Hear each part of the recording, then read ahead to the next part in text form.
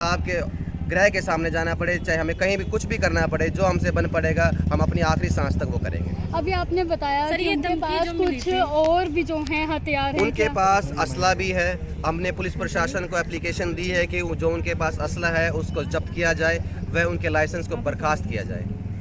जी तो यही अपील है आपकी कि जल्द से जल्द पकड़ा जाए कार्रवाई? जल्द से जल्द कार्रवाई हो, क्योंकि बिल्कुल ओपन केस है, सबके नाम जंद है, सबको देखा है मौका वारदात पर भागते हुए उनको देखा गया है सब कुछ। कितनी जमीन का मामला है ये तकरीबन 1 एकड़ से कम 7 कनाल का मामला है।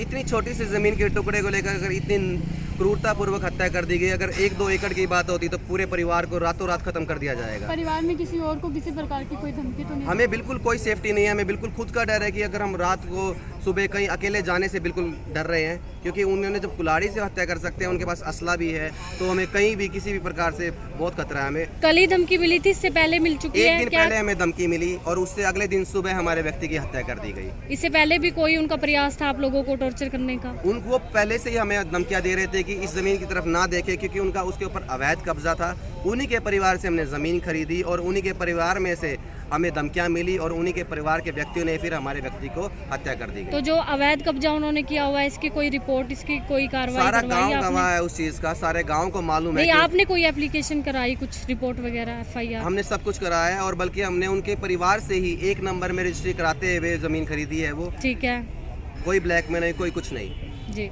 फिर भी इतने दिन दहाड़े हत्या कर दी गई, तो मतलब मतलब कोई भी आदमी सेफ महसूस नहीं कर रहा है। तो काफी दहशत का माहौल बहुत बना। दहशत का माहौल है और उसके बाद कोई कार्रवाई नहीं हो रही है, कोई सुनवाई नहीं हो रही है। ठीक है। बिल्कुल ब्रूटल मर्डर किया गया है, उसके बावजूद ये पुलिस प्रशासन हमें गुमराह कर रहा है। अब ये हमें तो आशंका है कि उस तरफ से कुछ पार्टियां मतलब पुलिस प्रशासन के ऊपर दबाव डाल रही हैं। अब दबाव आपको पता है कि किस चीज़ का दबाव चलता है। कोई अंतिम संस्कार करने को लेकर भी आपके ऊपर दबाव बनाया जा रहा है? अंतिम संस्कार को लेकर भी हमारे ऊपर दबाव बनाया जा रहा है। वो कह रहे हैं कि अपनी बॉडी लेकर जाओ, क्योंकि उनको पता है कि अंतिम संस्कार हो गया तो परिवार के पास कुछ कहने सुनने कुछ बचेगा नहीं। एक गरीब आदमी, आम आदमी क्या कर दिए गए, इतनी निर्मम तरीके से हत्या, मतलब आप खुद एक दिल दहल जाता है कि कोई भी अगर देखे सुने, और उसके बाद भी कोई कार्रवाई नहीं हो रही है। हमें पुलिस प्रशासन की तरफ से गुमराह करने वाले बयान दिए जा रहे हैं।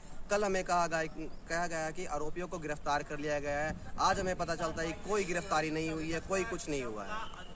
तो आज आप अभी यहाँ क्या पर पहुंचे क्या हैं, आश्वासन आपको मिल रहे हैं? क्या अभी कुछ हमें बोल रहे हैं? किसी भी प्रकार का कोई आश्वासन नहीं मिल रहा है। इसी संज्ञान में हम SP साहब से मिलने आए हैं। उनसे मीटिंग करने के बाद देखते हैं क्या आश्वासन हमें मिलता है।